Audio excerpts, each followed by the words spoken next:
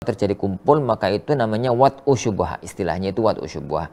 Dan anak hasil wat'u syubhah maka itu anak syar'i, bukan anak zina.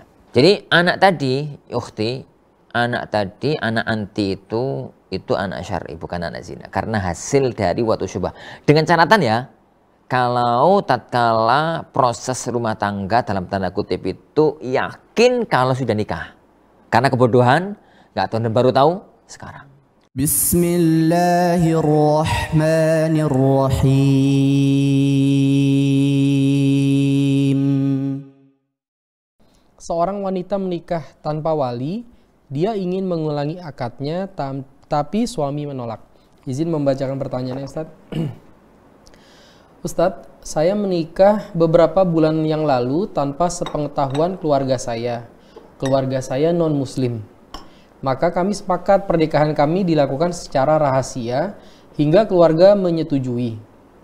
Pernikahan dilakukan sangat sederhana, akan tetapi saya baru tahu kemudian bahwa pernikahan seperti itu tidak benar karena tidak ada wali bagi saya saat menikah.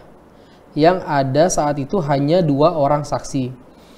Saya beritahu suami sejak saya mengetahui hal tersebut, namun sang suami tidak ingin mengulangi pernikahan karena dia merasa tidak siap menikah.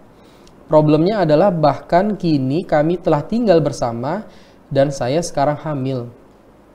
Dia bahkan berkata bahwa anak kami adalah anak zina dan dia tidak bertanggung jawab atasnya. Dia menyerahkan kepada saya keputusan tentang anak tersebut dan dia menghendaki agar saya melakukan aborsi demi kami dan demi anak tersebut. Mohon nasihatnya Ustadz, jika keluarga saya mengetahuinya, mereka akan berlepas diri dari saya dan tidak ada tempat bernaung bagi saya.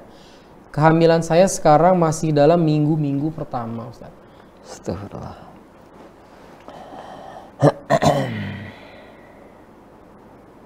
Pertama ya, ukhti.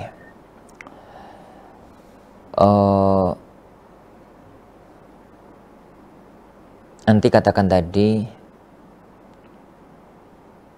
bahwa keluarga anti non-muslim. Ya.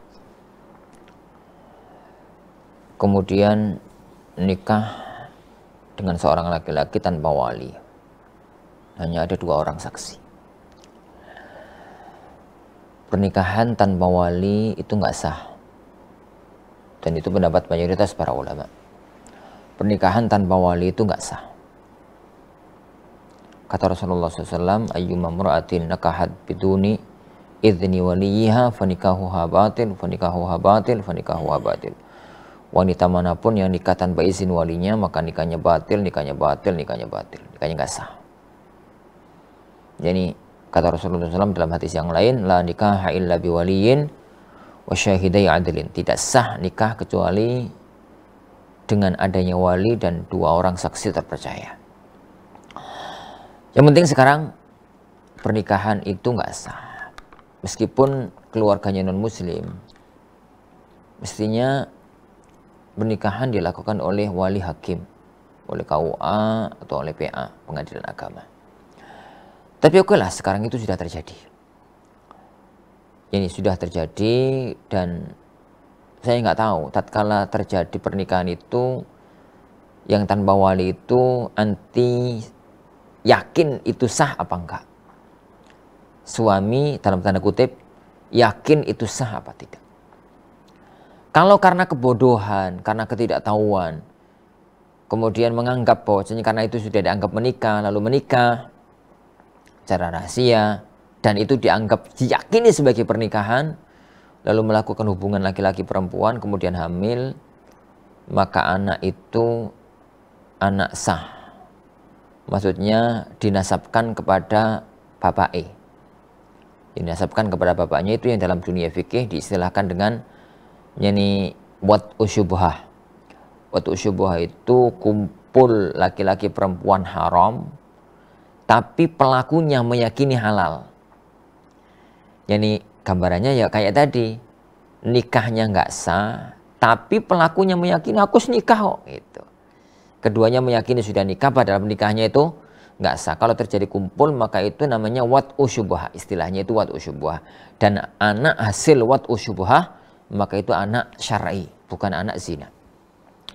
Jadi anak tadi, ukhti, anak tadi, anak anti itu anak syar'i, bukan anak zina. Karena hasil dari watu syubhah. Dengan catatan ya, kalau tatkala proses rumah tangga dalam tanda kutip itu yakin kalau sudah nikah. Karena kebodohan, nggak tahu dan baru tahu sekarang. Dan baru tahu sekarang. Nah, sekarang setelah tahu, wajib pisah. Sekarang kalau tahu, maka wajib pisah. Wajib pisah. Kalau setelah tahu kok diteruskan, lah itu yang zina asli kalau itu zina. Wajib untuk pisah. Dan segera diproses untuk nikah yang sah. Untuk nikah yang sah. Tinggal sekarang adalah kondisi anti yang sekarang hamil. Dan ternyata sudah nikah. Ternyata sudah nikah sembunyi-sembunyi tadi. Maka ya berani berbuat, berani bertanggung jawab ya. Jadi perbuatan itu telah terjadi, maka konsekuensinya harus bisa dipertanggungjawabkan. Semoga ini jadi pelajaran pada waktu-waktu yang akan datang. Yang bisa dilakukan adalah bagaimana agar pernikahan itu disahkan. Kalau ingin lanjut, pernikahan itu disahkan. Dengan cara apa? Lapor sama keluarga. Keluarganya non muslim, Ustaz. Kalau keluarganya itu non muslim, maka berarti bapaknya non muslim, bapak gugur. Pindah ke kakek non muslim, kakek gugur. Pindah ke kakak saudara. Saudara kandung non muslim gugur juga. Pindah ke saudara sebapak. Pokoknya yang muslim dari keluarga. Dari keluarga yang berhak menjadi wali. Kalau ternyata nggak ada, maka pindah ke wali hakim. Kata Rasulullah SAW, "Fasultanu waliyu man la waliyalahu." Sultan itu adalah wali bagi orang yang nggak punya wali. Sultan itu hakim, di sini adalah pengadilan agama atau KUA. Itu adalah wali bagi yang nggak punya wali. Maka bisa dilakukan lewat pengadilan atau lewat lewat KUA untuk melakukan proses ini pernikahan tersebut. Letak masalahnya adalah yang nanti ceritakan sendiri bahwasanya suami yang nggak jelas itu nggak mau. Nah, itu letak masalahnya. Kenapa? Wong berani rumah tangga kok nggak mau untuk menikah. Secara otomatis sekarang tinggal pikir dengan matang. Pilihannya sekarang itu adalah lanjut ke proses pernikahan resmi dengan proses yang Anda sampaikan tadi, atau sekalian bisa. Adapun anak, anggap itu sebagai kecelakaan hidup, sebagai mimpi pahit yang ada buahnya. Yang ada buahnya, tapi anak itu tetap anak sah, bukan anak zina. Dengan kondisi yang tadi diceritakan, bahwasanya itu adalah anak hasil wat'u syubhah. Jadi anak dari hasil wat'u syubhah. Wallahu alam. Kalau bisa dibujuk, kalau memang masih ingin lanjut lah ya, dibujuk itu karena dia ingin lanjut hubungan rumah tangga tapi nggak mau nikah, itu aneh dan itu tanda-tanda keburukan. Tinggalkan laki-laki semacam itu kalau memang tidak mau untuk memproses dalam pernikahan. Mudah-mudahan Allah memberi ganti yang jauh lebih bagus insyaallah. Wallahu alam. Adapun jadi untuk menggugurkan jangan haram ya akhti. Menggugurkan kandungan dengan alasan nutup aib itu haram. Ini menggugurkan kandungan yang masih dibicarakan oleh para ulama itu adalah kalau kaitannya dengan masalah akhafud dararain. Ini kalau lanjut nanti bakal terjadi begini sama ibu, bakal terjadi begitu sama anak. Begitu, dan itu masih di masa-masa belum ditiupkan roh, itu yang masih ada pembicaraan. Tapi kalau kemudian kaitannya hanya karena nutup aib, karena ini, karena itu, tidak ada pasalnya dalam hukum syariat. Yani, maka lanjutkan kehamilan itu. Karena itu adalah nyawa, itu adalah manusia. Yani, dan itu nanti tetap jadi anak anti. Yani tetap nanti jadi anak anti dan dia adalah manusia yang harus dijaga. Kehormatan dan dijaga ini nyawanya. Yakinlah kalau kita itu menempuh jalan syar'i yang diridhai oleh Allah, pasti Allah akan memberikan jalan keluar. Tapi mesti Allah akan menguji. Karena kita telah terjerumus dalam kesalahan, mau keluar dari kesalahan mesti ada ujian dan cobaan. Ujian dan cobaan itu kalau mampu kita lewati maka akan menghasilkan keagungan dan kemuliaan di sisi Allah Subhanahu wa taala. Wallahu a'lam. Baik Ustadz, jazakallah atas jawabannya. Kita akan bacakan lagi Ustadz, ada pertanyaan yang masuk juga Ustadz. Ya. Tentang takut menikah karena mendengar kesulitan mendidik anak. Pertanyaannya adalah seperti ini Ustadz. Ustadz mohon nasihatnya. Masalah saya adalah masalah pernikahan. Usia saya sekarang sudah mendekati 29 tahun, namun belum juga menikah. Padahal saya seorang pegawai, saya mampu untuk menikah. Akan tetapi, wahai Ustadz, pada saat saya mendengar permasalahan rumah tangga, sulitnya pendidikan anak, pada saat saya mendengar dan membaca kisah tentang anak-anak durhaka kepada orang tua, dan banyaknya permasalahan terkait dengan mereka, lalu saya mengurungkan diri untuk menikah. Perlu diketahui Ustadz bahwa saya adalah termasuk anak yang taat kepada orang tua saya. Saya tidak menyukai dunia kecuali hanya pertama, bagaimana saya bisa sholat tepat waktu, dan yang kedua, bagaimana saya termasuk mereka yang paling taat kepada orang tua. Mohon nasihat dari Ustadz. Masya Allah. Alhamdulillah ya akhi. Antum laki-laki soleh, laki-laki yang baik. Dia perempuan Ustadz. Oh perempuan? Iya. Perempuan malah dia. Alhamdulillah ya ukhti. Jadi anti wanita solehah insyaallah. Bakti sama orang tua, sholat tepat waktu, gitu. Tapi ingat, syariat itu nggak bisa pilih-pilih. Allah memerintahkan kepada kita untuk berislam itu kafah. Ya ayyuhalladzina amanu udkhulu fis-silmi kafah. Wahai orang-orang yang beriman, masuklah kalian ke dalam agama Islam ini dengan sempurna. Menikah itu kalau tidak ada penghalangnya bisa jadi karena dia itu sakit, atau kalau dalam bahasa laki-laki itu impoten, atau dia punya penyakit yang kalau nikah itu nanti menularkan kepada pasangannya atau apa-apa. Kalau tidak ada unsur itu, maka menikah itu adalah wajib. Ini ada 3 orang yang datang ke rumah Ibunda Aisyah radhiyallahu anha. Ketiganya itu mengatakan, "Ya wahai Ibunda, Rasulullah itu kalau di rumah itu gimana nggih?" gitu. Rasulullah itu kalau di rumah itu gimana? Ini Aisyah menceritakan Rasulullah kalau dalam rumahnya ya begini gitu. Maka keduanya itu menganggap, loh ternyata kok Rasulullah itu badannya dikit ya, ka'annahum taqalluha, ibadahnya dikit ya. Maka akhirnya mereka mengatakan, loh ya wajar loh Rasulullah itu ibadahnya dikit, lawong beliau itu sudah ada jaminan masuk surga, sudah ada diampuni dosa-dosa yang lalu yang akan datang. Kalau kita kan enggak, maka mestinya kita lebih giat. Akhirnya ketiganya setekad, aku enggak akan tidur, sholat terus kalau malam. Yang satu mengatakan, aku enggak akan makan kalau siang, tak poso terus. Yang satu mengatakan, aku enggak akan nikah, aku akan fokus ibadah. Tatkala Rasulullah mendengar itu, bukannya dipuji, malah dicela oleh Rasulullah SAW. Beliau itu mengatakan, kenapa ada di antara umatku itu yang mengatakan begini begitu? Aku itu loh orang yang paling takwa. Tapi aku juga tidur, juga sholat malam. Aku juga puasa, aku juga makan siang. Aku juga nikah. Faman raghiba an sunnati falaysa minni. Jarang siapa yang enggak mau menjalankan sunnahku, ajaranku, maka dia bukan golonganku. Bukan golonganku. Fahami itu. Ya, Islam itu sempurna. Jadi Islam itu sempurna. Kalau semua orang dunia ini kayak anti, 50 tahun lagi dunia ini kiamat. Ini kenapa kok kiamat? Loh kono orang nikah berarti kan nggak ada anak. Nggak ada generasi berikutnya. Nah kalau nggak ada generasi berikutnya ya wes habis manusia.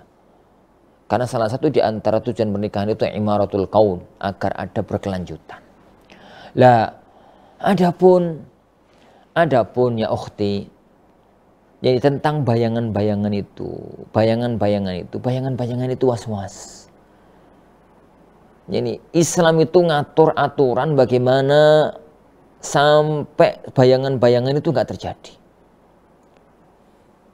Bayangan yang muncul di permukaan itu kan anak durhaka. Lo yang sampean baca itu kisah-kisah orang nggak bener jadi anak durhaka.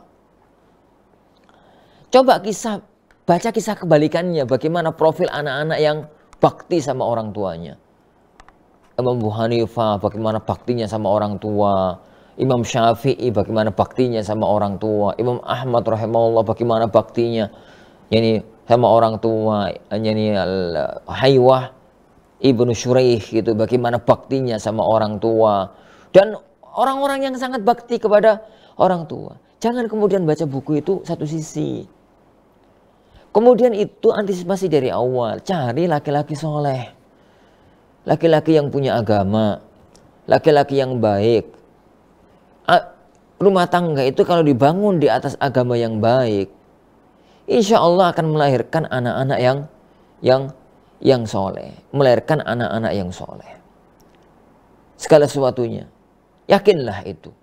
Bukankah salah satu di antara doa yang dituntunkan oleh Rasulullah Allah Subhanahu wa taala adalah Rabbana hab lana min azwajina wa dzurriyyatina qurrata ayun. Ya Allah, anugerahkanlah kepada kami anak-anak kami, keturunan kami yang baik, yang menyejuk mata, waj'al muttaqina imama, jadikan kami itu pemimpin bagi orang-orang yang bertakwa. Doa bagi orang yang enggak punya anak misalkan itu adalah Rabbi habli minas sholihin, ya Allah anugerahkanlah aku anak-anak yang soleh. Begitu. Jadi sebagaimana orang tua anti itu punya anak anti yang bakti sama orang tua. Kenapa kemudian kita itu nggak nikah kemudian menciptakan anak yang kayak kita yang bakti sama orang tua? Kenapa yang punya pikiran itu adalah kemudian pikiran anak-anak yang nakal, anak-anak yang durhaka, anak-anak yang apa? Masalah hidup itu pasti. Anti nggak nikah itu juga masalah, anti nikah juga masalah. Hidup itu pasti ada masalah. Orang baik itu orang yang tidak mundur dari masalah, tapi orang yang siap untuk menantang dan menghadapi masalah yang memang itu menjadi konsekuensi kehidupan. Nikah itu konsekuensi kehidupan, punya anak itu konsekuensi kehidupan. Yes, koyok kalau makan kan konsekuensinya itu BAB, minum konsekuensinya itu pipis. Kalau orang itu nggak mau BAB karena bau jomangan, mati ya. Nggak makan mati, nggak mau kencing karena pesing, nggak minum.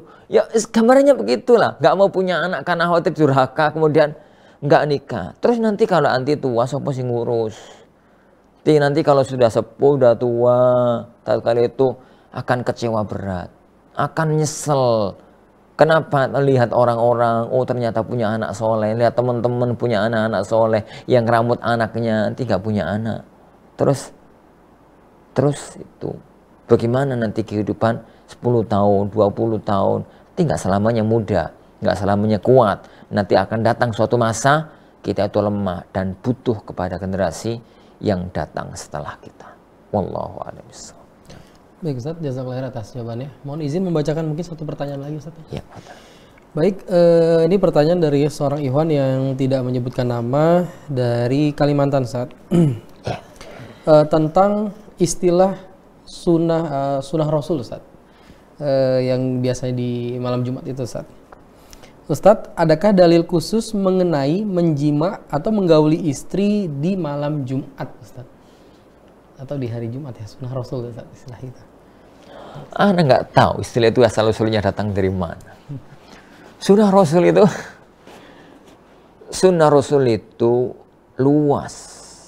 Semua yang diamalkan oleh Rasulullah SAW, yang diajarkan oleh beliau, itu adalah sunnahnya beliau. Kemudian mengerucut kepada istilah itu. Ya itu memang sunnah Rasulullah sih. Tapi kan jangan kerucutkan di itu. Ana sampai sekarang nggak tahu kalau ada sunnahnya jima di malam Jumat. Di malam Jumat. Malam Jumat itu malam yang mulia, hari-hari yang agung. Amal-amal yang lain itu banyak, baca surat kahfi, memperbanyak sholawat, memperbanyak doa, dan macam-macamnya lah yang pada hari Jumat. Tapi kalau itu ana nggak tahu ada istilah khusus mengenai masalah itu. Bisa jadi karena kurang ilmu, nggak tahu ada istilah khusus mengenai masalah itu. Tapi lepas dari ada atau tidaknya, jangan sebut bahwasanya sunnah Rasul itu, sehingga nanti kalau ada orang ngomong ayo kita lakukan sunnah Rasulullah itu jadi gak karu-karuan nanti.